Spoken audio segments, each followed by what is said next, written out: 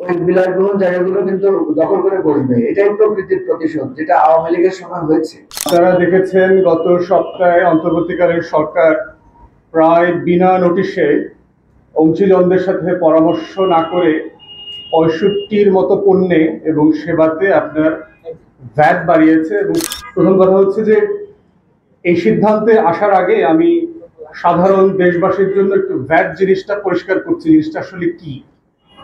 কারণ আমার কাছে মনে হয়েছে যে খুব শিক্ষিত অংশীজন ছাড়া আসলে এই জিনিসটা মানুষের কাছে খুব পরিষ্কার না। তাহলে যেটা হচ্ছে যে কিছু পণ্য কেনার পরে এই যে চা নামক জিনিসটা দিল, এটাকে কিন্তু ওনার কেনা পণ্যের মধ্যে পড়ছে না। এই চাটা কি শুধু চা, এই চাটা কি শুধু দুধ, এই কাপের চাটা কি শুধু চিনি, এই কাপের চাটা কি শুধু গরম পানি, এই কাপের চাটা কিন্তু একটা আলাদা একটা আইটেমে পরিণত হয়েছে। তাহলে ওই টং দোকানের চাচা কি করলেন, 4-5টা জিনিস একত্রিত করে ওনার সময়, ওনার শ্রম, ওনার মেধাকে এখানে যোগ করে উনি একটা ভ্যালু অ্যাড করলেন।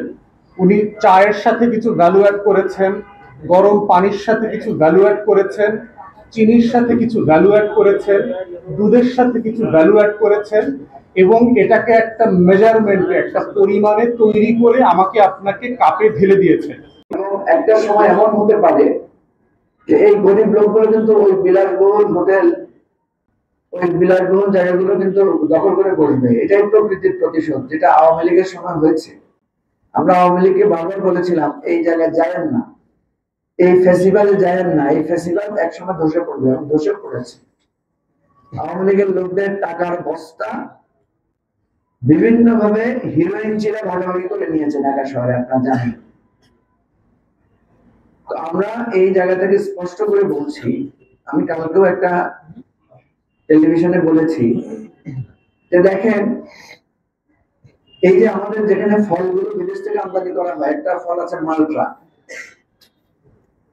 এই মালটা ফলটা একটা সময় ধনীদের খাবার ছিল, ধনীরা এটা খেত, বা গরিবরা খেতে পারতো না। এখন আমাদের এই যে মশা বাহিত যে রোগটা হয়, কি নাম, ডেঙ্গু।